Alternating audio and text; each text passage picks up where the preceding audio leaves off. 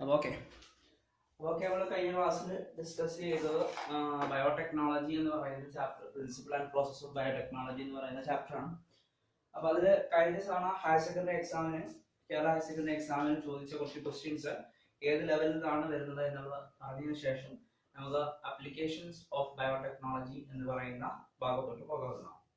Okay, അപ്പൊ അതിൽ 2019 ചോദിച്ചത് 2019 ചോദിച്ച ക്വസ്റ്റ്യൻ ക്ലോണിംഗ് വെക്ടേഴ്സിനെ കുറിച്ചായിരുന്നു. ക്ലോണിംഗ് വെക്ടേഴ്സിനെ കുറിച്ച് ചോദിച്ച ക്വസ്റ്റ്യൻ ഡയറക്റ്റ് ക്ലോണിംഗ് വെക്ടേഴ്സ് എന്താണ് എന്നുള്ള ക്വസ്റ്റ്യൻ അല്ല ചോദിച്ചത്.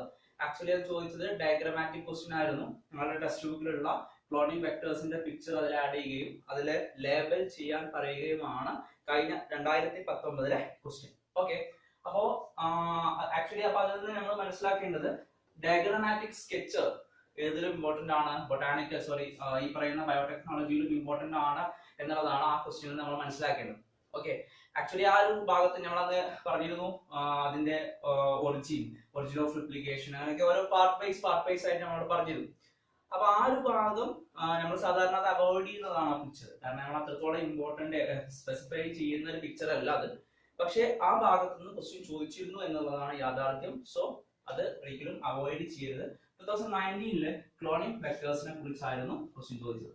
ബട്ട് 2020 ചോദിച്ച ക്വസ്റ്റ്യൻ, 2018 ചോദിച്ച question about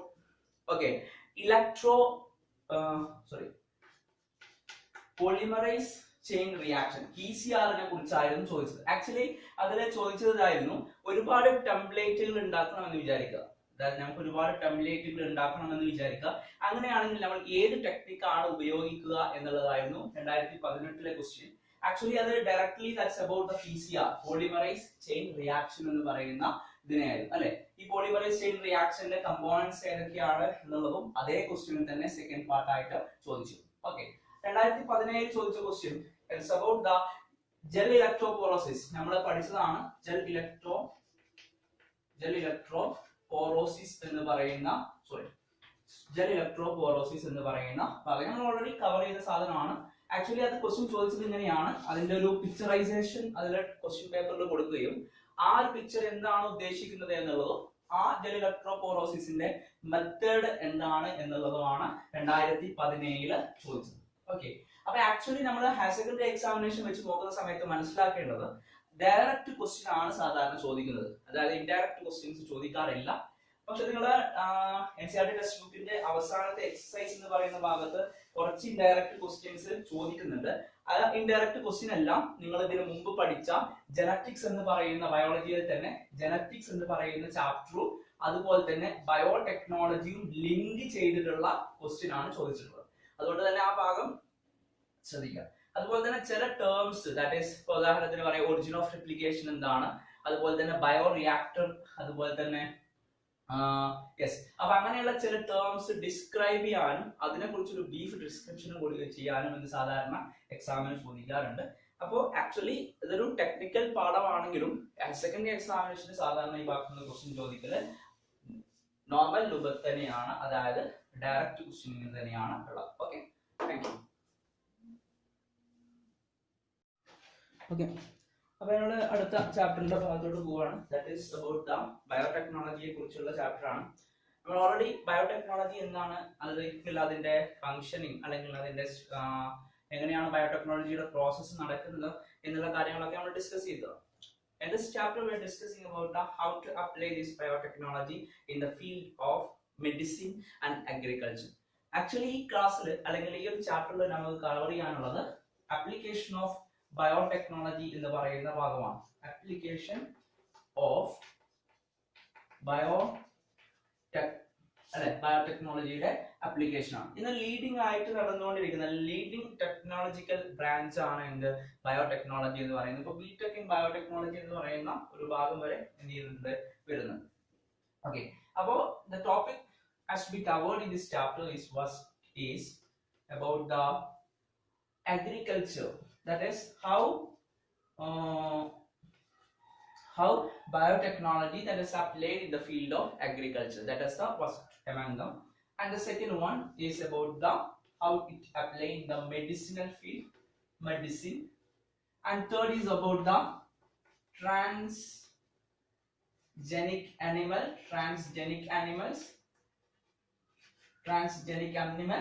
And fourth is about the ethical issues.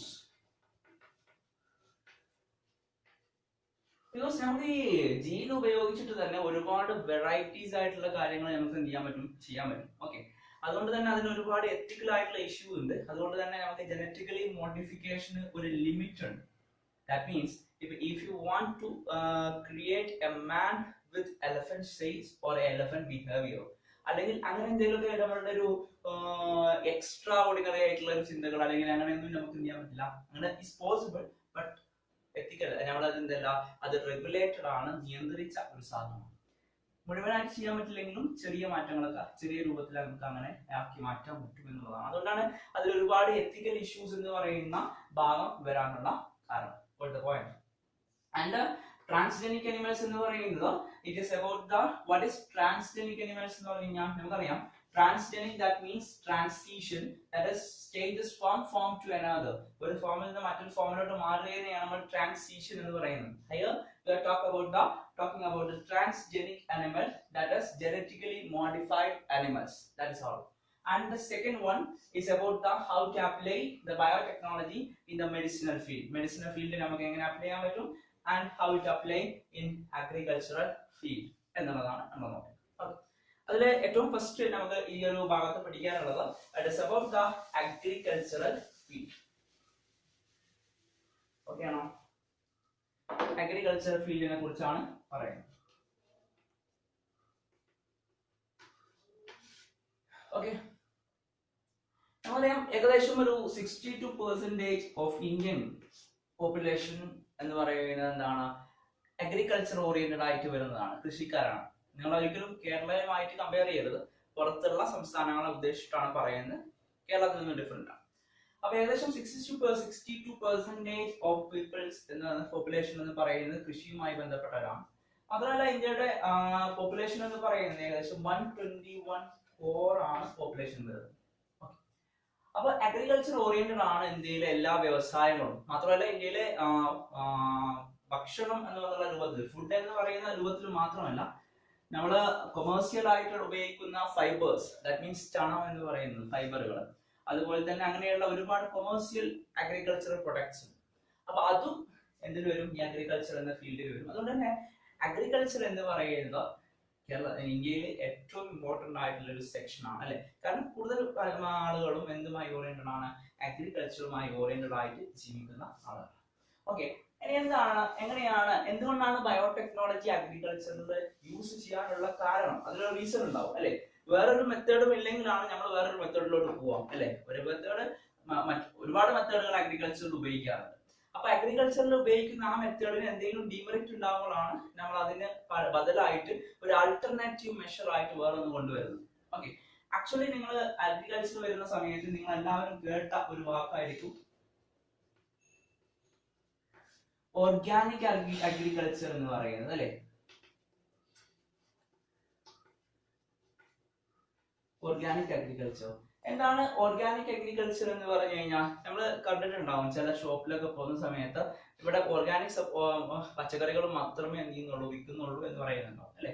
That means അവിടെ കെമിക്കൽ ആയിട്ടുള്ള പെസ്റ്റിസൈഡ്സോ ഇൻസെക്ടിസൈഡ്സോ ഒന്നും ഉപയോഗിക്കാതെ നോർമൽ ആയിട്ട് എന്ത് ചെയ്യാം, ക്രോപ്സ് എന്ത് ചെയ്യാം, കൾട്ടിവേറ്റ് ചെയ്യാം, സസ്യങ്ങൾ എന്ത് ചെയ്യാം, കൾട്ടിവേറ്റ് ചെയ്യുക എന്നുള്ളതാണ് ഓർഗാനിക് അഗ്രികൾച്ചർ കൊണ്ട് ഉദ്ദേശിക്കുന്നത്. മനസ്സിലായല്ലോ? ഈ ഓർഗാനിക് അഗ്രികൾച്ചറിന് ഒരുപാട് മെത്തേഡുകളുണ്ട്, അല്ലെങ്കിൽ ഒരുപാട് ഗുണങ്ങളുണ്ട്. ഒന്നാമത്തെ ഗുണം എന്ന് പറയുന്നത് it balance the ecosystem, it balance the ecosystem and biological cycle, and also balance the biodiversity. That means organic agriculture ആണെങ്കിൽ നമ്മൾ പറഞ്ഞു നമ്മളുടെ നാക്റ്റീവ് ആയിട്ട് നമ്മളൊരു പ്ലേസ്, ഒരു കോമൺ ആയിട്ടുള്ള ഒരു സ്ഥലത്തിന് വേണ്ട രൂപത്തിൽ ഓർഗാനിക് ആയിട്ടുള്ള സാധനങ്ങൾ എന്ന് പറഞ്ഞു കഴിഞ്ഞാൽ അവിടെ കാണുന്ന തരത്തിലുള്ള ഓർഗാനിക് സബ്സ്റ്റൻസുകളെല്ലാം ഉപയോഗിച്ച് അല്ലെങ്കിൽ ഓർഗാനിക് മിശ്രിതങ്ങൾ മാത്രം ഉപയോഗിച്ച് കൾട്ടിവേറ്റ് ചെയ്യുന്നതിനെയാണ് നമ്മൾ ഓർഗാനിക് അഗ്രികൾച്ചർ എന്ന് പറയുന്നത്. അപ്പം അതിന്റെ ഒരു ബെനിഫിറ്റ് എന്ന് പറയുന്നത് എന്താണ്? Ecosystem, biological balance and biodiversity management എന്ന് തന്നെയാണ്. ദാറ്റ് മീൻസ് ഒരു എൻവയോൺമെന്റലി എന്താണ്, നമുക്കൊരു through organic agriculture we get an sustainable environment എന്ന് നമുക്ക് പറയാം അല്ലെ. പ്രോപ്പർ ആയിട്ട് സസ്റ്റൈനബിൾ ആയിട്ടുള്ള അല്ലെങ്കിൽ കേടൊന്നും പറ്റാത്ത ഒരു എൻവയോൺമെന്റ് ആണ് നമുക്കുള്ളത്. ഏതിലൂടെ കിട്ടും? ഈ ഓർഗാനിക് അഗ്രികൾച്ചറിലൂടെ. അപ്പൊ ഇവിടെ 3 വേർഡുകൾ biological cycle and biodiversity and ecosystem എന്ന് പറയുന്നത്. First we start with biological cycle. അതായത് ഈ ഓർഗാനിക് അഗ്രികൾച്ചർ എന്തിനു സഹായിക്കുന്നുണ്ട്? ഈ ബയോളജിക്കൽ സൈക്കിൾ മാനേജ് ചെയ്യാൻ വേണ്ടിയിട്ട് സഹായിക്കുന്നുണ്ട്. അപ്പൊ ഒരു ക്വസ്റ്റ്യൻ ഉണ്ടാവും, എന്താ ബയോളജിക്കൽ സൈക്കിൾസ് എന്ന് പറയുന്നത്? That means carbon dioxide cycle is a biological cycle. Okay, oxygen cycle is a biological cycle, nitrogen cycle is a biological cycle, and sulfur cycle is a biological cycles. അപ്പൊ ഇങ്ങനെയുള്ള ആളുകൾ നിങ്ങളത് പഠിച്ചിട്ടുണ്ടാവും. Carbon സൈക്കിളും ഇതൊക്കെ എനിക്ക് തോന്നുന്നു 9th ക്ലാസ്സിൽ ഏതോ ക്ലാസ്സിൽ നിങ്ങൾക്ക് എന്ത് ചെയ്യാനുണ്ട്? അത് പഠിക്കാനുണ്ട്. ഓക്കെ, അതർവൈസ് നിങ്ങൾക്ക് ഇവിടെ തന്നെ എൻവയോൺമെന്റൽ ഇഷ്യൂസ് എന്ന് പറയുന്ന ഭാഗത്തോ പഠിക്കാനുണ്ട്. ഏതായാലും ബയോളജിക്കൽ സൈക്കിൾസ് നിങ്ങൾ പഠിച്ചൊരു സാധനമാണ്. അപ്പൊ ഈ ബയോളജിക്കൽ സൈക്കിൾസ് റെഗുലേറ്റ് ചെയ്യാൻ വേണ്ടിയിട്ട് ആര് സഹായിക്കുന്നുണ്ട്? ഇതിലൂടെ പറ്റും, ഓർഗാനിക് അഗ്രികൾച്ചറിലൂടെ പറ്റും. കാരണം അവിടെ ഒരു എക്സ്റ്റേണൽ ആയിട്ടുള്ള ഒരു സാധനം വരുന്നില്ല. ആ നാട്ടില് അല്ലെങ്കിൽ ആ സ്ഥലത്ത് യോജിച്ച രൂപത്തിലുള്ള സാധനങ്ങൾ മാത്രം ഉപയോഗിച്ചിട്ട് ചെയ്യുന്നതാണ്. അതുകൊണ്ട് തന്നെ അവിടെയുള്ള ജീവികൾക്ക് നാശം സംഭവിക്കുകയോ അവിടെ ഒരു ഡിസ്ട്രാക്ഷൻ, അവിടെയുള്ള ഓൾറെഡി എസ്റ്റാബ്ലിഷ്ഡ് ആയിട്ടുള്ള ഒരു എക്കോസിസ്റ്റത്തിന് യാതൊരു മാറ്റവും അവിടെ വരാൻ പോകുന്നില്ല. കാര്യം മനസ്സിലായല്ലോ? അതാണ് ഈ ഓർഗാനിക് അഗ്രികൾച്ചറിന്റെ ഒരു മെച്ചം എന്ന് പറയുന്നത്. ദാറ്റ് മീൻസ് എൻവയോൺമെന്റൽ ആയിട്ട് യാതൊരു പ്രശ്നവുമില്ല. അനദർ ആയിട്ടുള്ള ഒരു മെച്ചം എന്ന് പറയുന്നത് നമുക്ക് ബോഡി, അതായത് നമ്മുടെ ഹ്യൂമൻ ബീങ്സിന്റെ ഫിസിക്കൽ ഫിറ്റ്നസ് അല്ലെങ്കിൽ ഹ്യൂമൻ ബീങ്സിന്റെ ഹെൽത്ത് ലെവലിൽ നോക്കുകയാണെങ്കിൽ it is not harmful to us അല്ലെ. നമുക്കത് ഹാർംഫുൾ അല്ല, കാരണം ഓർഗാനിക് ആയതുകൊണ്ട് തന്നെ ആണല്ലോ. കാരണം എക്സ്റ്റേണൽ ആയിട്ടുള്ള പെസ്റ്റിസൈഡ്സുകളൊന്നുമില്ല. അതുകൊണ്ട് തന്നെ ഓർഗാനിക് അഗ്രികൾച്ചർ അല്ലെങ്കിൽ ഓർഗാനിക് രൂപത്തിലുള്ള അഗ്രികൾച്ചർ എന്താണ്, ഈസി ആയിട്ട് അല്ലെങ്കിൽ നമുക്ക് ബോഡിക്ക് പ്രശ്നമൊന്നുമില്ല. പക്ഷെ ഇതിന്റെ ഒരു വിഷയം എന്ന് പറഞ്ഞു കഴിഞ്ഞാൽ ഇതൊരു ലിമിറ്റഡ് ഏരിയാസിൽ, ഇപ്പൊ നമ്മളൊരു അടുക്കളത്തോട്ടം ഉണ്ടാക്കാന്ന് വിചാരിക്കാം. It is possible at that time we can use the organic agriculture method. അപ്പൊ ആ സമയത്ത് ഓർഗാനിക് അഗ്രികൾച്ചർ മെത്തേഡ് ഉപയോഗിക്കുന്നത് നല്ലതാണ്. കാരണം അത് ചെയ്യാൻ പറ്റുള്ളൂ. കാരണം നമ്മുടെ വീട്ടിന്റെ ആവശ്യങ്ങൾക്ക് മാത്രമാണ് ഉപയോഗിക്കുന്നത്. പക്ഷെ നമ്മൾ കുറച്ചും കൂടി ഒരു ലാർജർ ലെവലിൽ ചിന്തിക്കുകയാണെങ്കിൽ, ഇപ്പൊ ഒരു ഫാർമർ ആണെന്ന് വിചാരിക്കാം, അദ്ദേഹത്തിന് ഒരുപാട് കൃഷികളുണ്ട്, അദ്ദേഹം ഒരു സെയിൽ എന്നുള്ള രൂപത്തിലാണ് ചിന്തിക്കുന്നതെങ്കിൽ അദ്ദേഹം organic agriculture is not possible. കാരണം നമുക്കറിയാം, ഒരു കൊമേഴ്സ്യൽ ആയിട്ടുള്ള ഒരു സാധനമാണ് നമ്മൾ ഉദ്ദേശിക്കുന്നതെങ്കിൽ സ്വാഭാവികമായിട്ടും അവിടെ നമുക്ക് മാക്സിമം എന്ത് കിട്ടണം? പ്രൊഡക്റ്റ് കിട്ടണം അല്ലെ. മാക്സിമം പ്രൊഡക്റ്റ് കിട്ടിയാൽ മാത്രമേ മാക്സിമം സെയിൽ നടക്കുകയുള്ളൂ അല്ലെ. മാക്സിമം സെയിൽ കിട്ടിയാൽ മാത്രമേ നമുക്ക് മാക്സിമം പ്രോഫിറ്റ് കിട്ടുകയുള്ളൂ.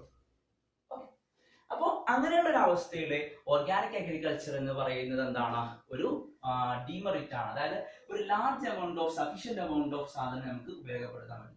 മാത്രമല്ല നമുക്കറിയാം, ഇന്ത്യ പോലുള്ള രാജ്യം എന്ന് പറയുന്നത് നമുക്കറിയാം തേർഡ് വേൾഡ് കൺട്രീസ് എന്ന് പറയുന്ന അല്ലെങ്കിൽ ഡെവലപ്പിംഗ് കൺട്രീസ് എന്നാണ് നമ്മൾ ഇന്ത്യ വിളിക്കുന്നത്. അതായത് ഡെവലപ്പ് ചെയ്തുകൊണ്ടിരിക്കുന്ന കൺട്രി. മാത്രമല്ല ഇന്ത്യയുടെ പോപ്പുലേഷനിലേക്ക് അറ്റ്മോസ്റ്റ് 121 കോർ വരുന്നുണ്ട് അല്ലെ. ഇതിൽ തന്നെ ഈ 121 കോർ തന്നെ ഏകദേശം 60 to 70% ആളുകളാണ് എന്താണ്? അണ്ടർ പോവർട്ടിയിലാണ്, ദാരിദ്ര്യത്തിലാണ് അല്ലെ. അപ്പൊ ഇവിടെ ആക്ച്വലി ഫുഡ് സ്കേഴ്സിറ്റി വളരെയധികം കൂടുതലുള്ള ഒരു നാടാണ് ഏത്? ഇന്ത്യ. ഓക്കെ, അപ്പൊ ഇവിടെ ആക്ച്വലി വേണ്ടത് എന്താണ്? നമുക്ക് ഫുഡ് പ്രൊഡക്ഷൻ ആണ് വേണ്ടത്, കൂടുതൽ ഫുഡ് പ്രൊഡക്ഷൻ ആണ് വേണ്ടത്. ഓക്കെ ആണല്ലോ. That is already food sufficient ആയിട്ടുള്ള ഒരു എമൗണ്ടിൽ ഫുഡ് നമുക്ക് ഇല്ല. അങ്ങനെ ഒരു അവസ്ഥയിൽ നമ്മളുടെ ബേസിക് നീഡ് ആയിട്ടുള്ള ഫുഡ് നമുക്ക് കൂടുതലായിട്ട് പ്രൊഡ്യൂസ് ചെയ്യേണ്ടത് ആവശ്യമാണല്ലോ, ആവശ്യമാണ്. അപ്പൊ അങ്ങനെ ഒരു സമയം നോക്കുന്ന സമയത്തും ഓർഗാനിക് അഗ്രികൾച്ചർ എന്ന് പറയുന്നത് നമുക്കൊരു ലാർജർ ലെവലില് ഇമ്പോസിബിൾ ആയിട്ടുള്ള കാര്യമാണ്. അപ്പൊ അങ്ങനെയാണെങ്കിൽ നമുക്ക് അടുത്തൊരു ഭാഗത്തോട്ട് നോക്കാം. എന്താണ് ഇതിന്റെ അടുത്തത്?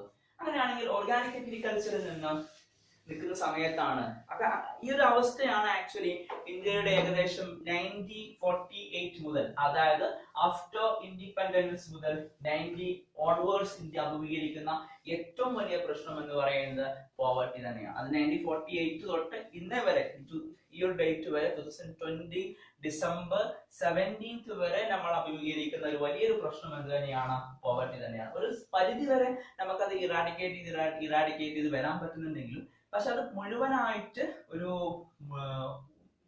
മുഴുവനായിട്ടുള്ള രൂപത്തിൽ, ഓൾ രൂപത്തിൽ നമുക്കൊരു അതിനെ ഇറാഡിക്കേറ്റ് ചെയ്യാൻ പറ്റിയിട്ടില്ല. അപ്പൊ അങ്ങനെ ആ സമയത്താണ് ഏകദേശം എനിക്ക് തോന്നുന്നു തേർഡ് 5 ഇയർ പ്ലാൻ, അത് ഇതിൽ പറയേണ്ടതല്ല, ഞാൻ ജസ്റ്റ് സൂചിപ്പിച്ചു എന്ന് പറഞ്ഞു, അടുത്ത് പറയാനുള്ളതുമായി ബന്ധപ്പെട്ടതാണ്. തേർഡ് 5 ഇയർ പ്ലാനിലാണ് ഏകദേശം എനിക്ക് തോന്നുന്നു അഗ്രികൾച്ചറൽ റവല്യൂഷൻ എന്ന് പറയുന്ന കൃഷി വിപ്ലവം വരുന്നു. അതിന്റെ പിന്നിൽ പ്രവർത്തിച്ചത് എം.എസ്. സ്വാമിനാഥൻ എന്ന് പറയുന്ന വ്യക്തിയായിരുന്നു. അപ്പൊ എം.എസ്. സ്വാമിനാഥനാണ് കെമിക്കൽ അഗ്രികൾച്ചർ റവല്യൂഷൻ കൊണ്ടുവന്നത്. അപ്പൊ എന്തായിരുന്നു അന്നത്തെ അഗ്രികൾച്ചർ റവല്യൂഷൻ? ആക്ച്വലി ഇവിടെ കെമിക്കൽ അഗ്രികൾച്ചർ ആണ് ഇവിടെ അഗ്രികൾച്ചർ റവല്യൂഷനിലൂടെ ഉദ്ദേശിച്ചത്. ദാറ്റ് മീൻസ് ശ്രദ്ധിക്കാം, അടുത്ത അഗ്രികൾച്ചർ മെത്തേഡ് ആണ് കെമിക്കൽ അഗ്രികൾച്ചർ എന്ന് പറയുന്നത്. Actually from the word that start with chemical നമുക്ക് ഇവിടെ അണ്ടർസ്റ്റാൻഡ് ചെയ്യാൻ പറ്റും. ഇവിടെ നമ്മൾ എന്താണ് ഉപയോഗിക്കുന്നത്? കെമിക്കൽ ആണ് ഉപയോഗിക്കുന്നത്. എന്ത് കെമിക്കൽ ആയിരിക്കും ഉപയോഗിക്കുക? നിങ്ങൾക്ക് അറിയുന്ന കാര്യങ്ങൾ തന്നെയാണ്. പെസ്റ്റിസൈഡ്സ്, ഇൻസെക്ടിസൈഡ്സ് ഒക്കെയാണ് ഉപയോഗിക്കുന്നത് അല്ലെ. പെസ്റ്റിസൈഡ്സും ഇൻസെക്ടിസൈഡ്സും ഒക്കെയാണ് നമ്മൾ സാധാരണ ഇതിൽ ഉപയോഗിക്കുന്നത് എന്നർത്ഥം. ഓക്കെ ആണല്ലോ. അപ്പൊ ആക്ച്വലി ഈ പെസ്റ്റിസൈഡ്സ് അഗെയിൻസ്റ്റ് എതിരെയാണ്? പെസ്റ്റിനെതിരെയാണ്. ഓക്കെ ആണല്ലോ. ദിസ് ഈസ് ഇൻസെക്ടിസൈഡ് എന്തിനെതിരെയാണ്? ഇൻസെക്ടിനെതിരെയാണ്. ഓക്കെ ആണല്ലോ. അപ്പോ ആക്ച്വലി കെമിക്കൽ അഗ്രികൾച്ചറിൽ നമ്മൾ ഉപയോഗിക്കുന്നത് എന്താണ്? നേരത്തെ നമ്മൾ ഓർഗാനിക് സാധനങ്ങളാണ് ഉപയോഗിച്ചത്. ഇവിടെ നമ്മൾ എക്സ്റ്റേണൽ ആയിട്ട് കെമിക്കൽസ് എന്തിനു ഉപയോഗിക്കുകയാണ്? കൃഷിയുടെ കീടങ്ങൾക്കെതിരെയും പെസ്റ്റിനെതിരെയൊക്കെ ഉപയോഗിക്കുക.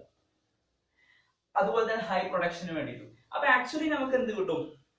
കാരണം നിങ്ങൾ 10th ക്ലാസ്സിൽ ഹോർമോൺസ് എന്ന് പറയുന്ന ചാപ്റ്റർ പഠിക്കുന്ന സമയത്ത് അതിൽ നിങ്ങൾ പഠിച്ചിട്ടുണ്ട് കുറെ ഹോർമോണുകൾ, പ്ലാന്റ് ഹോർമോൺസിനെ കുറിച്ച്, സസ്യങ്ങളിലെ ഹോർമോണുകളെ കുറിച്ച് പഠിച്ചിരുന്നു. അപ്പൊ ആ ഹോർമോണുകൾ പഠിക്കുന്ന സമയത്ത് തന്നെ അതിന്റെ ലാസ്റ്റ് ഭാഗത്തായിട്ട് നിങ്ങളുടെ ആർട്ടിഫിഷ്യൽ ഹോർമോൺസ് എന്ന് പറയുന്ന കാര്യങ്ങൾ പഠിച്ചിരുന്നു അല്ലെ. അപ്പൊ അങ്ങനെയുള്ള കാര്യങ്ങളൊക്കെ നമുക്ക് എന്ത് ചെയ്യാൻ പറ്റും? ഈ അഗ്രികൾച്ചറിൽ ഉപയോഗിക്കാൻ പറ്റും. ഇതിനു വേണ്ടിയിട്ട് കൂടുതൽ പ്രൊഡക്ഷന് വേണ്ടിയിട്ട്. അപ്പൊ കൂടുതൽ ലാർജ് എമൗണ്ട് ഓഫ് ഫുഡ് കിട്ടണമെങ്കിൽ, അല്ലെങ്കിൽ ക്രോപ്സ് കിട്ടണമെങ്കിൽ, അല്ലെങ്കിൽ ലാർജ് എമൗണ്ട് ഓഫ് കൾട്ടിവേഷൻ നടക്കണമെങ്കിൽ നമുക്ക് എന്ത് ഉപയോഗിക്കേണ്ടി വരും? കെമിക്കൽ അഗ്രികൾച്ചർ ഉപയോഗിക്കേണ്ടി വരും. കെമിക്കൽസ് നമുക്ക് അതിൽ ഉപയോഗിക്കേണ്ടി വരും. ഓക്കെ ആണല്ലോ. പക്ഷെ ഇതിന്റെ ഒരു ഡിമെറിറ്റ് എന്താണെന്ന് വെച്ച് കഴിഞ്ഞാൽ, നമുക്കത് സിമ്പിൾ ലോജിക്കൽ ചിന്തിച്ചു കഴിഞ്ഞാൽ തന്നെ ഇതിന്റെ ഒരു ഡിമെറിറ്റ് നമുക്ക് അറിയാൻ പറ്റും. കാരണം ഇതിന്റെ ഡിമെറിറ്റ് പറഞ്ഞാൽ അത്രയേ ഉള്ളൂ. നമ്മൾ സാധാരണ ഉപയോഗിക്കുന്നത് കെമിക്കൽസ് ആണ് അല്ലെ. നമ്മുടെ നാടുകളിലൊക്കെ പരസ്പരം പലപ്പോഴും പറയാറുണ്ട്, നമ്മുടെ നാട്ടില് ഒരുപാട് കണ്ടിരുന്ന ഒരു ജീവിയായിരുന്നു തവള എന്ന് പറയുന്നത് അല്ലെ. പാടത്ത് എവിടെ നോക്കിയാലും തവളയെ കണ്ടിരുന്നു. പക്ഷെ ഇപ്പൊ നമ്മളത് കാണാറില്ല എന്നുള്ളത് കോമൺ ആയിട്ട് എല്ലാവരും പറയുന്ന ഒരു എക്സാമ്പിൾ ആണ്. ദാറ്റ് മീൻസ് കാരണം ഈ ഒരു പെസ്റ്റിസൈഡ്സ് ഉപയോഗമാണ് അതിന് മെയിൻ റീസൺ എന്ന് പറയുന്നത്. ഈ പെസ്റ്റിസൈഡ്സ് സ്വാഭാവികമായിട്ട് നമ്മൾ പെസ്റ്റിസൈഡ്സ് ഉപയോഗിക്കുമ്പോൾ അത് ഡയറക്ട്ലി എങ്ങോട്ട് പോകും? വെള്ളത്തിലോട്ട് പോകും. വെള്ളത്തിലാവുന്ന സമയത്ത് സ്വാഭാവികമായിട്ട് നമുക്കറിയാം തവള, ഫ്രോഗ് എന്ന് പറയുന്നത് ഇൻഡയറക്റ്റ് ഡെവലപ്മെന്റ് ഉള്ള ഒരു ജീവിയാണ്. എന്താണ് ഇൻഡയറക്റ്റ് ഡെവലപ്മെന്റ് എന്ന് പറഞ്ഞു കഴിഞ്ഞാൽ? That means the life cycle of frog that's include A larval stage അല്ലെ. അതിന്റെ ലൈഫ് സൈക്കിൾ എന്തുണ്ട്? ഒരു ലാർവൽ സ്റ്റേജ് ഉണ്ട്. സോ നമ്മൾ അതിനെ വിളിക്കുന്ന പേരാണ് ഇൻഡയറക്റ്റ് ഡെവലപ്മെന്റ് എന്ന് പറയുന്നത്. ഓക്കെ ആണല്ലോ. അപ്പൊ ആ ലാർവൽ സ്റ്റേജ് ഉണ്ട്. അപ്പൊ സ്വാഭാവികമായിട്ട് പെസ്റ്റിസൈഡ്സ് വെള്ളത്തിൽ വരുന്ന സമയത്ത് ആ ലാർവകളെല്ലാം നശിച്ചു പോവുകയും ചെയ്യും. സ്വാഭാവികമായിട്ടും ആ ഒരു കമ്മ്യൂണിറ്റി അവിടെ എൻഡ് ചെയ്യുകയും നശിക്കുകയും ചെയ്യും. മനസ്സിലായല്ലോ. അപ്പോ ആക്ച്വലി കെമിക്കൽ യൂസേജ് അല്ലെങ്കിൽ അഗ്രികൾച്ചറിൽ കെമിക്കൽ ഉപയോഗിക്കുന്നുള്ള ഡയറക്റ്റ് ഇമ്പാക്ട് വരുന്നത് ആക്ച്വലി എൻവിറോൺമെന്റിൽ തന്നെയാണ്. നമ്മൾ നേരത്തെ പറഞ്ഞ ബയോഡൈവേഴ്സിറ്റി അല്ലെങ്കിൽ എക്കോസിസ്റ്റം എന്ന് പറയുന്ന കാര്യങ്ങൾക്കെല്ലാം മാനേജ് ചെയ്ത് കൊണ്ടുപോയിരുന്നു ഓർഗാനിക് അഗ്രികൾച്ചർ. പക്ഷേ നമ്മൾ അത് കെമിക്കൽ അഗ്രികൾച്ചറിലോട്ട് പോകുന്ന സമയത്ത് it directly effect the environment എന്ന് പറയും അല്ലെ. എൻവിറോൺമെന്റിനെ ഡയറക്റ്റ് ആയിട്ട് എഫക്ട് ചെയ്യുന്നു. ഇതിനെക്കുറിച്ച് നിങ്ങൾ ഡീറ്റെയിൽഡ് ആയിട്ട് അവിടെ പഠിക്കുന്നുണ്ട്. എൻവിറോൺമെന്റൽ ഇഷ്യൂസ് എന്ന് പറയുന്ന ഒരു ഭാഗം നിങ്ങൾക്ക് ഈ +2 ലാസ്റ്റ് ഭാഗത്തുണ്ട്, ഹയർ സെക്കൻഡറി ഭാഗത്തുണ്ട്, ലാസ്റ്റ് ചാപ്റ്ററുകളിലുണ്ട്. അതുകൊണ്ട് അവിടെ പഠിക്കാനുണ്ട്. പെസ്റ്റിസൈഡ്സിന്റെ യൂസേജ് പഠിക്കാനുണ്ട്, പൊല്യൂഷൻസ് പഠിക്കാനുണ്ട്. സോ നമുക്ക് ആ സമയത്ത് എന്ത് ചെയ്യാം? അത് ഡീറ്റെയിൽഡ് ആയിട്ട് പോകാം എന്നുള്ളത്. അപ്പൊ ആക്ച്വലി കെമിക്കൽ യൂസേജ് കൊണ്ട് നമുക്ക് എന്ത് ചെയ്യാം? എൻവിറോൺമെന്റിനെ ഡയറക്റ്റ് ആയിട്ട് എഫക്ട് ചെയ്യുന്ന ഒരു സാധനമാണ് അല്ലെ. രണ്ടാമതൊരു കേസ് അതിന്റെ ഒരു ഡിമെറിറ്റ്സ് എന്ന് പറയുന്നത്, ഉദാഹരണത്തിന് നിങ്ങൾ അംബികാസുധൻ മങ്ങാടിന്റെ ഒരു പുസ്തകമുണ്ട്, എൻ മഗജി എന്ന് പറയുന്ന ഒരു പുസ്തകം. അപ്പൊ അതില് പറയുന്ന ഒരു സംഭവം എന്ന് വെച്ച് കഴിഞ്ഞാൽ അത്രയേ ഉള്ളൂ. ദാറ്റ് മീൻസ് അദ്ദേഹം പറയുന്നത് എന്തിനെ കുറിച്ചാണ്? എൻഡോസൾഫാനെ കുറിച്ചാണ് അതിൽ പറയുന്നത് അല്ലെ. അപ്പൊ എന്താണ് എൻഡോസൾഫാൻ എന്ന് നമുക്ക് അറിയുന്ന കാര്യമാണ്. എൻഡോസൾഫാൻ അല്ലെ, എൻഡോസൾഫാൻ ഒരു പെസ്റ്റിസൈഡ് ആയിരുന്നു. എൻഡോസൾഫാൻ സാധാരണ അത് ഉപയോഗിച്ചതിലായിരുന്നു നമ്മുടെ പറങ്കി സാധനങ്ങൾക്കായിരുന്നു എന്ത് ഉപയോഗിച്ചിരുന്നത്? എൻഡോസൾഫാൻ ഉപയോഗിച്ചിരുന്നത്. അങ്ങനെ ഡയറക്റ്റ് ആയിട്ട് വരികയും അവിടെയുള്ള ആളുകൾക്ക് ഇത് ഇൻഡയറക്റ്റ് ആയിട്ട്, കാരണം അവിടെ ജനറ്റിക്കലായിട്ട് പ്രശ്നമുള്ള ഒരുപാട് കുട്ടികൾ ജനിക്കുകയും ചെയ്തു. എന്തുകൊണ്ട്? എൻഡോസൾഫാൻ കൊണ്ട്. അപ്പൊ നോർമലി മനുഷ്യന്മാർക്കും എന്ത് ചെയ്യാം ഈ ഒരു പ്രശ്നം, അല്ലെങ്കിൽ നമ്മൾക്കും ഹെൽത്ത് പ്രശ്നങ്ങളായിട്ട് വരാൻ സാധ്യതയുണ്ട് ഈ പെസ്റ്റിസൈഡ്സ് എന്ന് പറയുന്നത് അല്ലെ. നമ്മൾ സാധാരണ പറയാറുണ്ട് മുന്തിരിയൊക്കെ ഉപയോഗിക്കുന്ന സമയത്ത് നന്നായിട്ട് വെള്ളത്തിലിട്ട് ഉപയോഗിക്കുന്നത് പറയാറുണ്ട് അല്ലെ. എന്തുകൊണ്ടാണ്? അതിൽ പെസ്റ്റിസൈഡ്സ് ഉപയോഗിച്ചിട്ടുണ്ട്. അപ്പോൾ മനുഷ്യന്മാരുടെ ഹെൽത്തിനും ഈ കെമിക്കൽ പെസ്റ്റിസൈഡ്സ് പ്രശ്നമാണ്. അപ്പൊ ഈ ഒരു കൺസെപ്റ്റിൽ നിന്നാണ് ഇതിനൊക്കെ പ്രശ്നം വരുന്ന സമയത്താണ് GMO എന്ന് പറയുന്ന ഒരു ഭാഗം വരുന്നത്. GMO, that is genetically modified organism.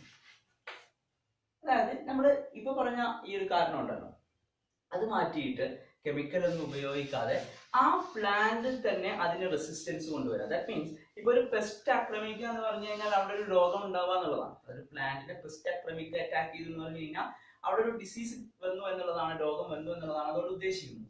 അപ്പൊ ആ ഡിസീസിനെ റെസിസ്റ്റ് ചെയ്യാവുന്ന രൂപത്തിൽ അതിലൊരു ജീൻ ഇൻക്ലൂഡ് ചെയ്യാം. ഏതില്? ആ പ്ലാന്റിൽ. മനസ്സിലായല്ലോ? അപ്പൊ അതാണ് ജനറ്റിക്കലി മോഡിഫൈഡ് ഓർഗാനിസം എന്ന് പറയുന്നത്. ആക്ച്വലി ഇവിടെ തൊട്ടാണ് നമ്മുടെ ബയോടെക്നോളജിയുടെ ആപ്ലിക്കേഷൻ പഠിക്കാൻ പോകുന്നത്. അപ്പൊ GMO, ജനറ്റിക്കലി മോഡിഫൈഡ് ഓർഗാനിസം. അപ്പൊ ഇതിനൊക്കെയുള്ളത് കെമിക്കൽ ഫെർട്ടിലൈസേഴ്സിനും അതുപോലെ തന്നെ നേരത്തെ പറഞ്ഞ ഓർഗാനിക് ഫെർട്ടിലൈസേഴ്സിനും എല്ലാം ഒരു റെമഡിയൽ മെഷേഴ്സ് ആയിട്ടാണ് ഏത് വരുന്നത്? Genetically modified organism. ഇതാണ് ഈ ഒരു പാഠത്തിന്റെ ഇൻട്രോഡക്ടറി പാർട്ട് എന്ന് പറയുന്നത്.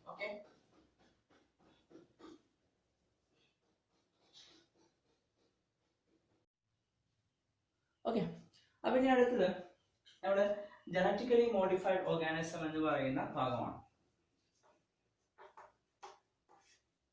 That is genetically modified organism. Genetically modified organism. Yes. എന്താണ് genetically modified organism എന്ന് പറയുന്നത്? Actually, it is a manipulation of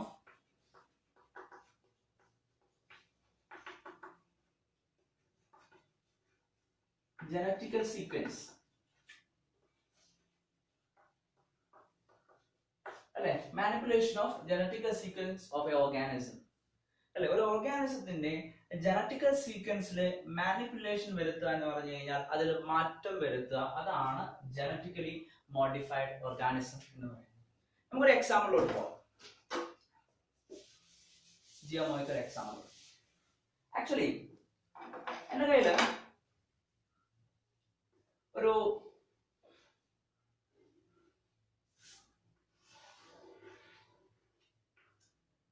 fruit ഉണ്ടെന്ന് വിചാരിക്കും. ആ ഫ്രൂട്ടിന്റെ കളർ വൈറ്റ് കളറാണെന്ന് വിചാരിക്കും. ആ ഫ്രൂട്ടിന്റെ കളർ എന്താണ്? വൈറ്റ് കളറാണ്. ഓക്കെ, ഈ ഫ്രൂട്ടിന്റെ വൈറ്റ് കളറായിട്ടുള്ള ഈ ഫ്രൂട്ടിന്റെ വൈറ്റ് കളറിനെ മാറ്റിയിട്ട് എനിക്ക് ഈ ബ്ലൂ കളർ ഇൻസേർട്ട് ചെയ്യണം എന്ന് വിചാരിക്കും. ദാറ്റ് മീൻസ് ഈ ഓൾറെഡി ഒരു പ്ലാന്റ് ആണെന്ന് വിചാരിക്കാം. ആ പ്ലാന്റിൽ എന്ത് ഫ്രൂട്ടാണ് ഉണ്ടാവുന്നത്? വൈറ്റ് ഫ്രൂട്ട് ആണ് ഉണ്ടാകുന്നത് വിചാരിക്കാം. ഓക്കെ, പക്ഷെ എനിക്ക് വേണ്ടത് വൈറ്റ് വേണ്ട, എനിക്ക് ബ്ലൂ കളർ ഫ്രൂട്ട് മതി എന്ന് വിചാരിക്കും. രണ്ട് രൂപത്തിൽ ആളുകൾ ചെയ്യാറുണ്ട്. ദാറ്റ് മീൻസ് നമ്മൾ സാധാരണ ഈ പേരക്കൊക്കെ എന്ത് ചെയ്യാറുണ്ട്? കളറായിട്ട് വരാറുണ്ട് അല്ലെ, കളറായിട്ട് വരാറുണ്ട്. ആ കളർ എന്തായിരിക്കും? സ്വാഭാവികമായിട്ടും അത് ഡയറക്റ്റ് ആയിട്ട് ഫ്രൂട്ടിൽ ഇൻജെക്ട് ചെയ്യുന്നതാണ്. അതല്ല കേട്ടോ, ഇത് വേറെയാണ്. ഇവിടെ ആക്ച്വലി എനിക്ക് ബ്ലൂ കളറാണ് വേണ്ടത്. അങ്ങനെയാവുന്ന സമയത്ത് ഈ ഒരു പ്ലാന്റില് ഈ വൈറ്റ് എന്ന് പറയുന്ന കളറിനെ നിയന്ത്രിക്കുന്ന ഒരു ജീൻ ഉണ്ടാവും അല്ലെ. വൈറ്റ് എന്ന് പറയുന്ന കളറിനെ നിയന്ത്രിക്കുന്ന ഒരു ജീൻ ഉണ്ടാവും. ഓക്കെ ആണല്ലോ. ഈ ജീന് ഞാൻ അങ്ങ് മാറ്റിയിട്ട് ആരെ പ്ലേസ് ചെയ്യും? ഈ ബ്ലൂ എന്ന് പറയുന്ന ജീനിനെ ഞാൻ ബ്ലൂ എന്ന് പറയുന്ന നിറത്തിന് കാരണമാകുന്ന ജീനിനെ കൊണ്ടിട്ട് പ്ലേസ് ചെയ്യും. മനസ്സിലായല്ലോ? അപ്പൊ അതിനുശേഷം സ്വാഭാവികമായിട്ട് അപ്പൊ ഇതെന്തായിട്ട് മാറി? ജനറ്റിക്കലി മോഡിഫൈഡ് ആയത് മാറി. കാരണം അതിനു മുമ്പ് വൈറ്റ് ആയിരുന്നു. നോർമൽ ആയിട്ടുള്ള അവസ്ഥയിൽ ആ പ്ലാന്റ് പ്രൊഡ്യൂസ് ചെയ്യുന്നത് വൈറ്റ് ഫ്രൂട്ട് ആയിരുന്നു. ജനറ്റിക്കലി മോഡിഫിക്കേഷനിൽ നമ്മൾ ബ്ലൂ ജീനെ കൊണ്ടുപോയിട്ട് ഇതിൽ ഇൻസേർട്ട് ചെയ്തു. അപ്പൊ അതിനുശേഷം സ്വാഭാവികമായിട്ടും അതെന്തായിരിക്കും വരിക? പിന്നെ അതിൽ വരുന്നത് എന്തായിരിക്കും? ബ്ലൂ ഫ്രൂട്ട് ആയിരിക്കും. മനസ്സിലായല്ലോ? അപ്പൊ ഓൾറെഡി എസ്റ്റാബ്ലിഷ്ഡ് ആയിട്ടുള്ള എൻവയോൺമെന്റൽ ആയിട്ടുള്ള സാധനത്തിൽ, എൻവയോൺമെന്റലി സെറ്റപ്ഡ് ആയിട്ടുള്ള ഒരു സാധനത്തില് നമ്മൾ പുതിയ ഒന്നിനെ ആഡ് ചെയ്യാൻ പോവാണ്. മറ്റതിനെ മാറ്റിയിട്ട് പുതിയ ഒന്നിനെ ആഡ് ചെയ്യാൻ പോവാണ്. That means a manipulation of gene sequence of a organism that is genetically modified organism. ഇനി ഇത് ആക്ച്വലി പ്ലാന്റ്സിൽ ഉപയോഗിക്കാറുണ്ട്. അതായത് ഉദാഹരണത്തിന് വിചാരിക്കാം, ഒരു പ്ലാന്റ് നെമറ്റോഡ്സ് നിങ്ങൾ പഠിച്ചാണല്ലോ. നെമറ്റോഡ് എന്ന് പറയുന്ന പെസ്റ്റ് ആണ് അല്ലെ. നെമറ്റോഡ്സ് സാധാരണ നമ്മുടെ ടൊബാക്കോ, പുകയിലയെ ബാധിക്കുന്ന ഒരു സാധനമാണ് നെമറ്റോഡ്സ് എന്ന് പറയുന്നത്. അപ്പോൾ ഈ നെമറ്റോഡ്സിന് സ്വാഭാവികമായിട്ടും ഈ ടൊബാക്കോ എന്ന് പറയുന്നത് നെമറ്റോഡ്സ് പെസ്റ്റ് റെസിസ്റ്റന്റ് അല്ല എന്ന് വിചാരിക്കാം. അപ്പൊ ഞാൻ ഈ ടൊബാക്കോയിൽ എന്ത് ചെയ്യാണ്? അതിലേക്ക് ആ പെസ്റ്റ് റെസിസ്റ്റന്റിന് ആവശ്യമായിട്ടുള്ള ഒരു ജീനിനെ ഈ ടൊബാക്കോയിൽ ആഡ് ചെയ്ത് കഴിഞ്ഞാൽ, that means an external gene that enters or inserted to the plant body, an external this picture does the plant body, I inserted an external gene, I inserted a external gene into this plant body, then this plant, then it is a genetically modified organism. Okay ആണോ? അതായത് ആ പെസ്റ്റിനെ resist ചെയ്യാൻ പറ്റുന്ന ഒരു ജീനെ ഞാൻ ഇതിൽ add ചെയ്തു എന്ന് പറഞ്ഞു കഴിഞ്ഞാൽ അതിന് മോഡിഫിക്കേഷൻ ഉണ്ട്. That is genetically modified organism. ഇനി എന്താണ് ഈ ജനറ്റിക്കലി മോഡിഫൈഡ് ഓർഗാനിസത്തിന്റെ പ്രത്യേകത അല്ലെങ്കിൽ അഡ്വാൻറ്റേജ് എന്താണ് എന്നുള്ളത് നമുക്ക് നോക്കാം.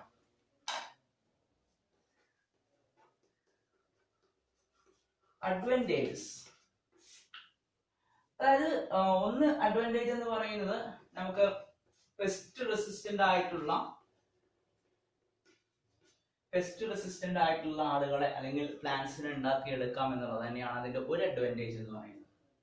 ഓക്കെ ആണല്ലോ? പെസ്റ്റ് റെസിസ്റ്റന്റ് ആയിട്ടുള്ള ഇതിനെ ഉപയോഗിക്കാം. അങ്ങനെ പെസ്റ്റ് റെസിസ്റ്റന്റ് ആയിട്ടുള്ള ഒന്നിനെ ഉണ്ടാക്കി കഴിഞ്ഞാൽ സ്വാഭാവികമായിട്ട് നമുക്ക് എന്ത് കൊടുക്കാം? ഈ കെമിക്കൽ ഫെർട്ടിലൈസേഴ്സ് ഒക്കെ കൊടുക്കാം. അപ്പൊ അത് ഒരു അഡ്വാൻറ്റേജ് ആണ്. രണ്ടാമത്തെ ഒരു അഡ്വാൻറ്റേജ് എന്ന് പറയുന്നത് അബയോട്ടിക് സ്ട്രെസ്സിനെ ടോളറേറ്റ് ചെയ്യാൻ പറ്റും. Abiotic stress, okay, tolerate abiotic stress. Abiotic സ്ട്രെസ്സിനെ ടോളറേറ്റ് ചെയ്യാൻ പറ്റും എന്ന് പറഞ്ഞതുകൊണ്ട് ഉദ്ദേശിച്ചത് അബയോട്ടിക് സ്ട്രെസ് എന്ന് പറയുന്നത് എന്തൊക്കെ വരാം? എന്താണ് ബയോട്ടിക് ആൻഡ് അബയോട്ടിക് എന്ന് പറയുന്നത്?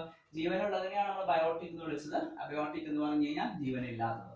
അപ്പൊ അബയോട്ടിക് സ്ട്രെസ്, അബയോട്ടിക് ഫാക്ടേഴ്സ് എന്ന് പറയുന്നത് എൻവിറോൺമെന്റൽ ഫാക്ടേഴ്സ് ആണ്. ദാറ്റ് മീൻസ് ടെമ്പറേച്ചർ,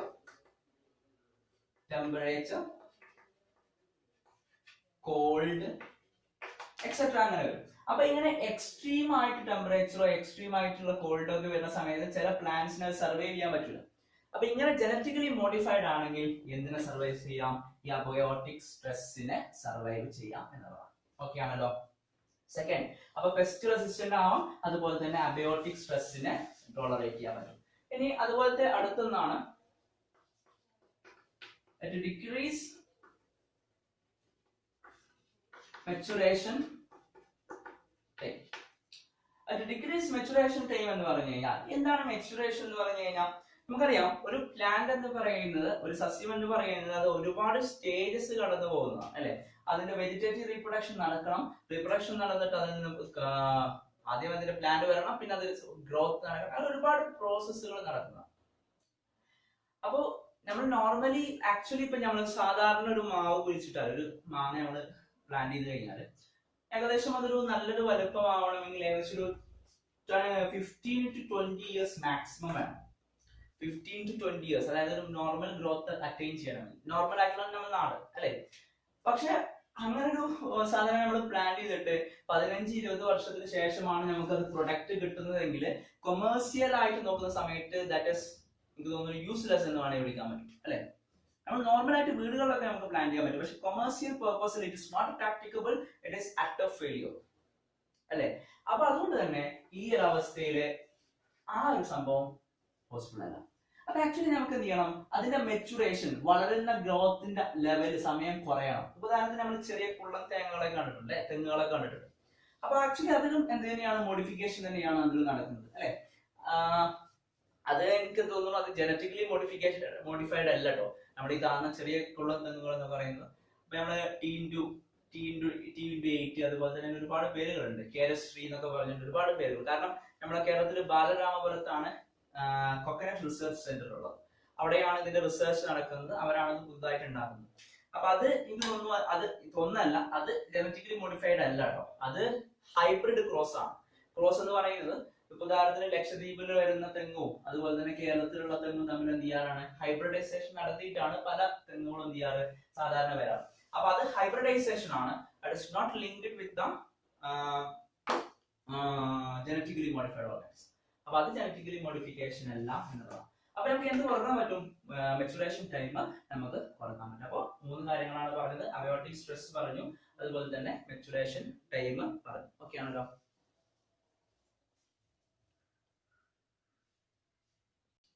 ഓക്കെ, അപ്പോ മെച്ചുറേഷൻ ടൈം കുറയുമെന്ന് പറഞ്ഞു. ഇനി അതിന്റെ അടുത്തൊരു ഇതെന്ന് പറയുന്നത് മെച്ചുറേഷൻ ടൈം എന്താണെന്ന് മനസ്സിലായത്. ഇനി അടുത്തത് അതിന്റെ ഒരു ഇത് പറഞ്ഞാൽ increase nutritional value. Nutritional value നമുക്ക് എന്ത് ചെയ്യാൻ പറ്റും, കൂട്ടാൻ പറ്റും. ദാറ്റ് മീൻസ് ഓൾറെഡി അതിലുള്ള ന്യൂട്രിയൻസിന്റെ അളവ് നോർമലായിട്ട് പ്ലാന്റ് ആവുന്ന സമയത്ത് അതിൽ ന്യൂട്രിയൻസിന്റെ അളവ് ഉണ്ടാവും. ജനറ്റിക്കലി മോഡിഫിക്കേഷൻ വരുമ്പോൾ വീണ്ടും അതിന്റെ ന്യൂട്രിയൻസിന്റെ അളവ് നമുക്ക് എന്ത് ചെയ്യാൻ പറ്റും, കൂട്ടാൻ പറ്റും. അതുപോലെ തന്നെ അടുത്തൊന്നാണ് ഇൻക്രീസ്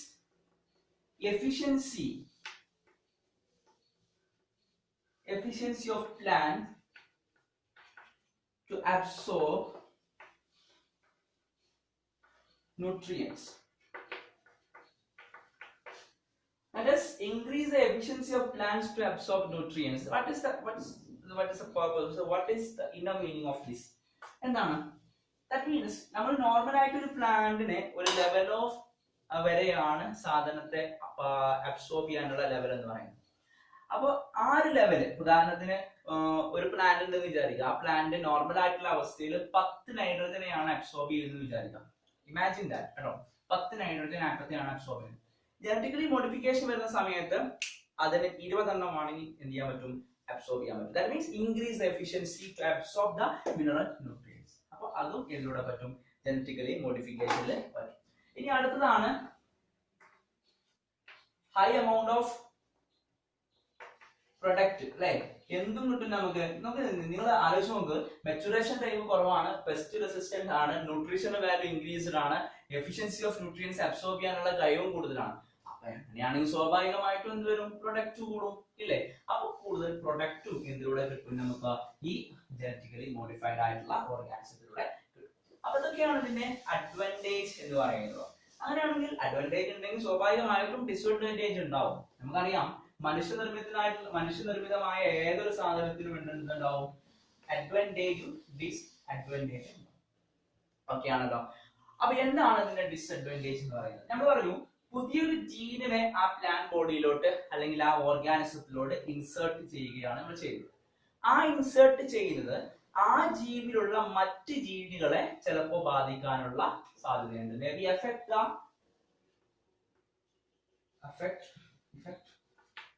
അതോ ജീൻസ്, അതായത് മറ്റ് ജീനുകളെ നെഗറ്റീവായിട്ട് അല്ലെങ്കിൽ മറ്റ് ജീനുകളുടെ വർക്കിങ്ങിനെ നെഗറ്റീവായിട്ട് ബാധിക്കാനും സാധ്യതയുണ്ട് പുതിയൊരു ജീന് ഇൻസേർട്ട് ചെയ്യുമ്പോൾ സാധ്യത.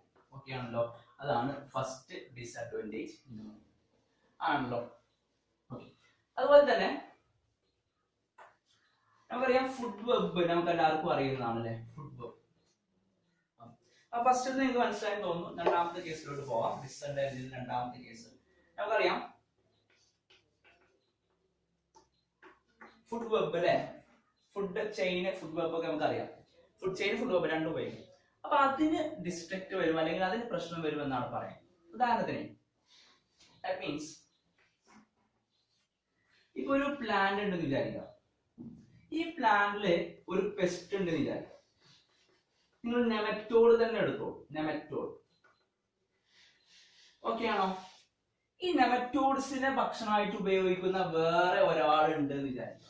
ഉദാഹരണത്തിന് ഫ്രോഗ് ആയിക്കോട്ടെ, നിങ്ങൾക്ക് പെട്ടെന്ന് മനസ്സിലാവും. ഓക്കെ ആണോ? അപ്പൊ ഈ നെമറ്റോഡ് ഉണ്ടെങ്കിൽ അതിനെ ഭക്ഷണമായിട്ട് ഉപയോഗിക്കാൻ ആരുണ്ട്? ഫ്രോഗും ഉണ്ട്. ആ ഒരു രൂപമാണ് ഓർഗാനിക് അഗ്രികൾച്ചറിൽ ഉപയോഗിക്കുന്നത്. ഓക്കെ ആണോ? അപ്പൊ ആക്ച്വലി ഈ ഒരു സമയത്ത് നെമറ്റോഡ്സിനെ നമ്മൾ ഈ ഒരു പ്ലാന്റിനെ പെസ്റ്റ് റെസിസ്റ്റന്റ് ആക്കി മാറ്റാന്ന് വിചാരിക്കുക. ഈ ഒരു പ്ലാന്റിനെ പെസ്റ്റ് റെസിസ്റ്റന്റ് ആക്കി മാറ്റാന്ന് വിചാരിക്കുക. പെസ്റ്റ് റെസിസ്റ്റന്റ് ആക്കി മാറ്റി പറഞ്ഞു കഴിഞ്ഞാൽ ഈ നെമറ്റോഡ്സ് പിന്നെ ഇതിൽ വളരുമോ? ഇല്ല. എങ്ങനെയാണ് പെസ്റ്റ് റെസിസ്റ്റന്റ് ആക്കുന്നതൊക്കെ നമുക്ക് വരും സമയത്ത് പറയാം. ഈ നെമറ്റോഡ്സ് ഇതിൽ വളരുമോ? That is not possible. അപ്പൊ അങ്ങനെയുള്ള സമയത്ത് സ്വാഭാവികമായിട്ടും പിന്നെ ഈ നെമറ്റോഡ്സ് ഇവിടെ ഇല്ല, ഇല്ലേ? ദാറ്റ് മീൻസ് ഫുഡ് ചെയിനിന്റെ ഒരു പാർട്ട് അങ്ങ് നഷ്ടപ്പെട്ടു പോയി. പിന്നെ സ്വാഭാവികമായിട്ടും ഈ ഒരു പാർട്ട് ഇല്ലെങ്കിൽ ഫ്രോഗിന്റെ ഭക്ഷണം കിട്ടുമോ? അതുകൊണ്ട് തന്നെ ഫുഡ് ചെയിനിനെ ഇതെന്ത് ചെയ്യാൻ സാധ്യതയുണ്ട്? ബാധിക്കാനുള്ള സാധ്യത ഉണ്ട് എന്നുള്ളതാണ്. മാത്രമല്ല മൂന്നാമത്തത് ഇറ്റ് ഡിസ്റ്റർബ്, ഈ ഒരു പോയിന്റിൽ നിന്ന് വരേണ്ട സാധനമായിട്ട് disturb biodiversity, sorry yes ecosystem. എന്തിനെ ഡിസ്റ്റർബ് ചെയ്യും? എക്കോസിസ്റ്റത്തെ ഡിസ്റ്റർബ് ചെയ്യും എന്നാണ് പറയുന്നത്. എന്തിനെ ഡിസ്റ്റർബ് ചെയ്യും? എക്കോസിസ്റ്റത്തെ ഡിസ്റ്റർബ് ചെയ്യും. അപ്പൊ ചോദിക്കുക എങ്ങനെ എക്കോസിസ്റ്റത്തെ ഡിസ്റ്റർബ് ചെയ്യുന്നത്? നമ്മൾ ആക്ച്വലി നേരത്തെ പറഞ്ഞ സംഭവം തന്നെ, ഇവിടെ ഫുഡ് ചെയിനിൽ നിന്ന് ഒരാൾ അങ്ങ് പോയില്ലേ, അപ്പൊ ഓൾറെഡി അവിടെ ഫ്രോഗിന് ഭക്ഷണം പിന്നെ കിട്ടുന്നില്ല, ഇല്ല. അപ്പൊ ആ ഓൾറെഡി അവിടെ എസ്റ്റാബ്ലിഷ്ഡ് ആയിട്ടുള്ള എക്കോസിസ്റ്റത്തിന് എന്ത് വരും? പ്രശ്നം.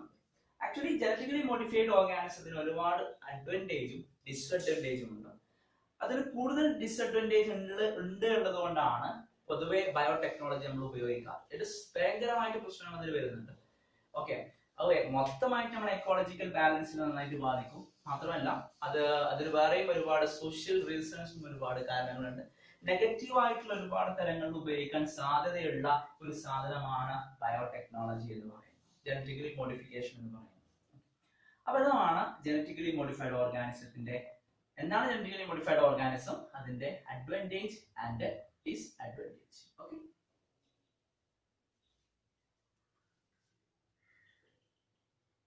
Okay, okay, next we go into the genetically modified plants. Okay, genetically modified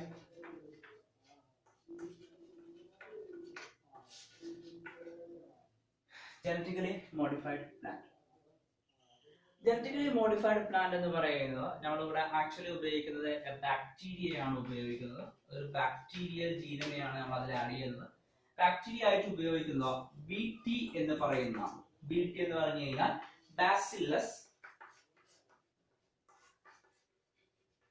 തുറിഞ്ചിയാനസിസ് എന്ന് പറയുന്ന ബാക്ടീരിയയാണ്. ബാസില്ലസ് തുറിഞ്ചിയാനസിസ് എന്ന് പറയുന്ന ബാക്ടീരിയയാണ്.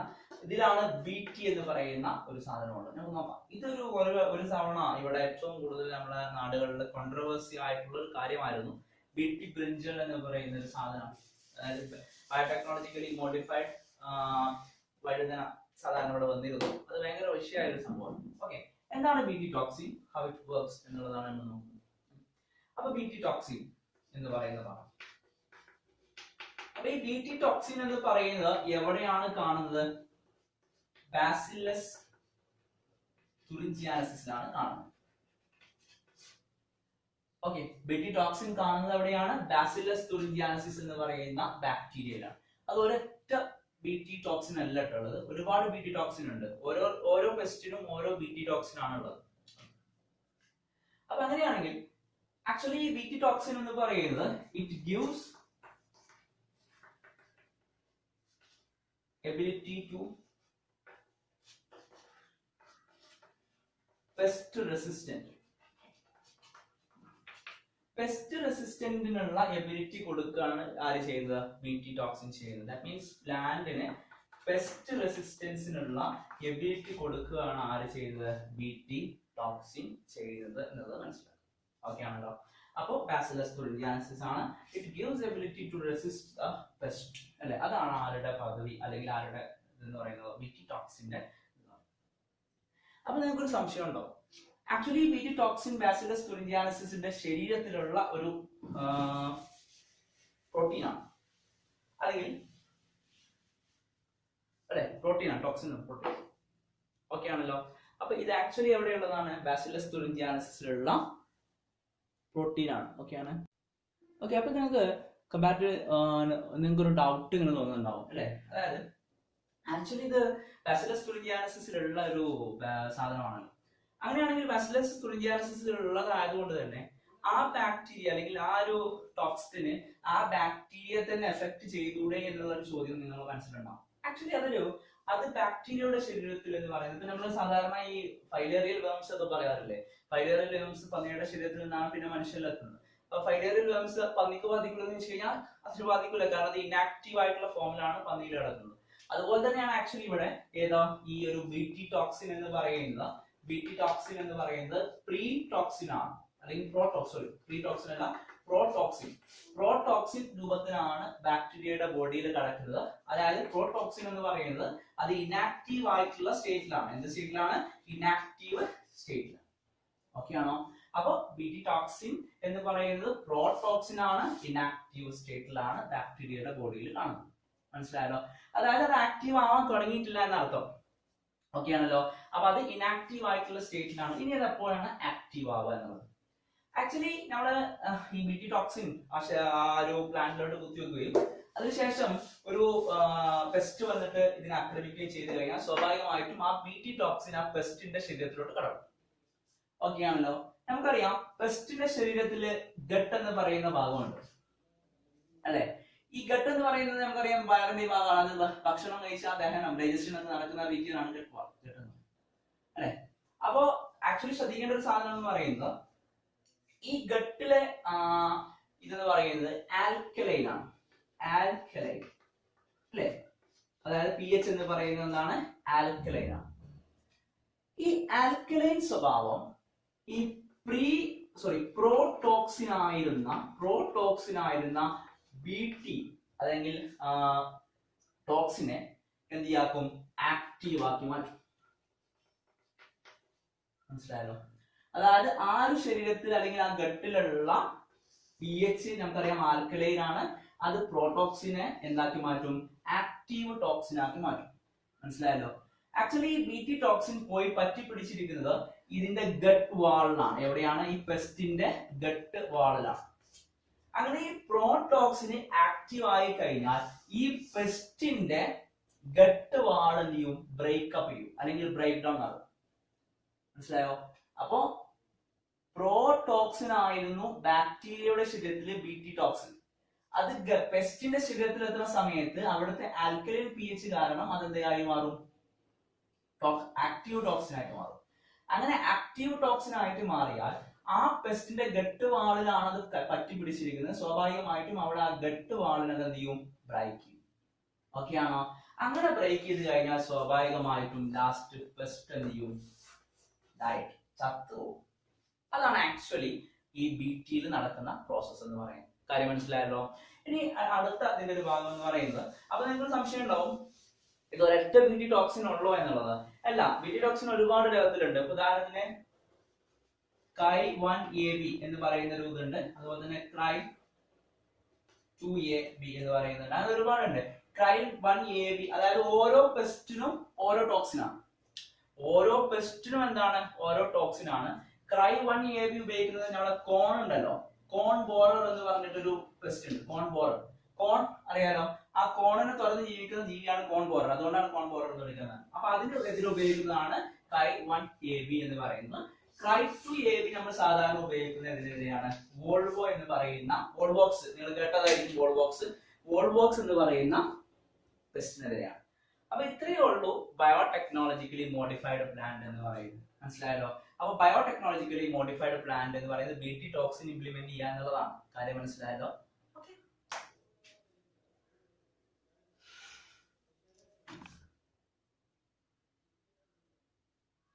അപ്പൊ now we are talking about the pest resistant plant.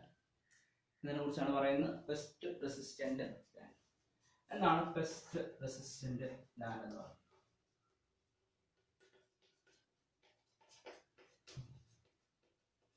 Pest resistant plant എന്ന് പറഞ്ഞാൽ എന്താണ്?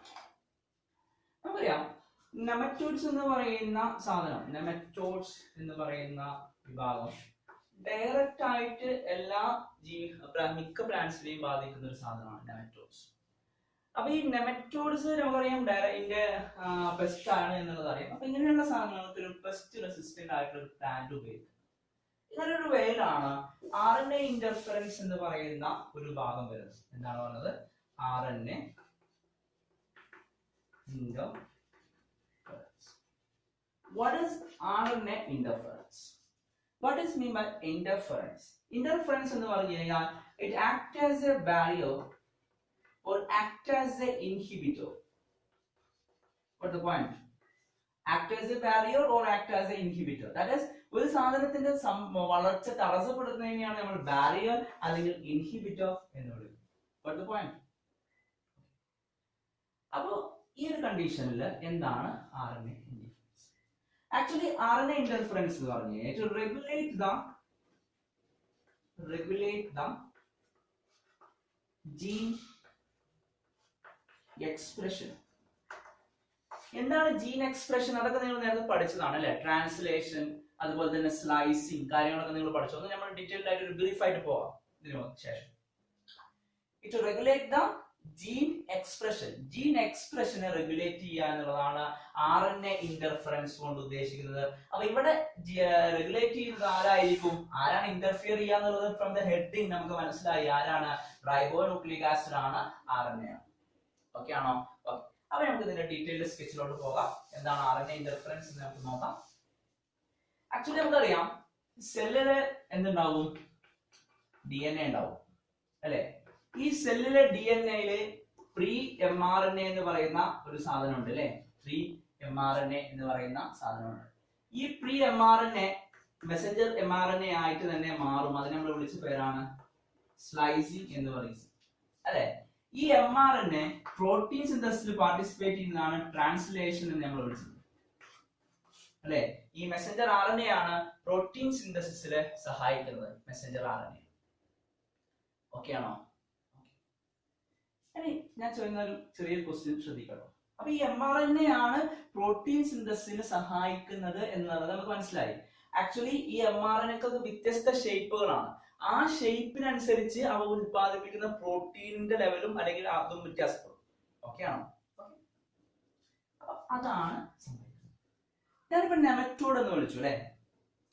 എന്തുകൊണ്ടാണ് നെമറ്റോഡ് ഒരു പെസ്റ്റ് എന്ന് പറയാനുള്ള കാരണം? ആക്ച്വലി അത് പ്ലാന്റിൽ വന്ന് ഇരുന്ന് കഴിഞ്ഞാൽ അതിലുള്ള രോഗാണു എവിടെ എത്തും, അല്ലെങ്കിൽ അതിലുള്ള വിഷാംശം ആ ഒരു പ്ലാന്റിൽ എത്തും. അതുകൊണ്ടാണ് അതൊരു ഡിസീസ് കേസിംഗ് ഏജന്റ് എന്ന് വിളിക്കാനുള്ള കാരണം. ആക്ച്വലി അവിടെ ഒരു ടോക്സിൻ എന്ത് പ്രൊഡ്യൂസ് ചെയ്യുന്നുണ്ട്? നെമറ്റോഡ് പ്രൊഡ്യൂസ് ചെയ്യുന്നുണ്ട്. We know that toxin is a type of protein. അല്ലേ? ടോക്സിൻ പ്രോട്ടീൻ ആണ്. അങ്ങനെയാണെങ്കിൽ അവിടെ ആ ടോക്സിൻ ഉൽപ്പാദിപ്പിക്കുന്ന പ്രോട്ടീൻ, ആ ടോക്സിൻ എന്ന് പറയുന്ന പ്രോട്ടീൻ ഉൽപ്പാദിപ്പിക്കുന്ന ഒരു മെസഞ്ചർ RNA അല്ലേ ഉണ്ടാവുമല്ലോ? കാരണം ആ ടോക്സിൻ ഉൽപ്പാദിപ്പിക്കണമെങ്കിൽ അതിലൊരു മെസഞ്ചർ RNA വേണമല്ലോ. ആ മെസഞ്ചർ RNA വ്യത്യാസപ്പെടുത്തിയാൽ പോരെ? അത് തന്നെയാണ് നമ്മൾ ചെയ്യുന്നത്. അതായത് അതിന്റെ mRNA ഇന്റർഫിയറൻസ് നടത്തും. ഓക്കെ. അപ്പോ ആക്ച്വലി ഇത് നമ്മൾ വിളിക്കുന്ന പേര്, ഈ ഒരു മെത്തേഡിന് RNA ഇന്റർഫിയറൻസ് നമ്മൾ സൈലൻസിങ് എന്ന് പറയാം. എന്താ സൈലൻസിങ് എന്ന് പറഞ്ഞു കഴിഞ്ഞാൽ കാര്യം മനസ്സിലായെന്ന് തോന്നുന്നു അല്ലെ? സൈലൻസിങ് എന്ന് പറഞ്ഞു കഴിഞ്ഞാൽ it is inhibition to the RNA inhibit gene expression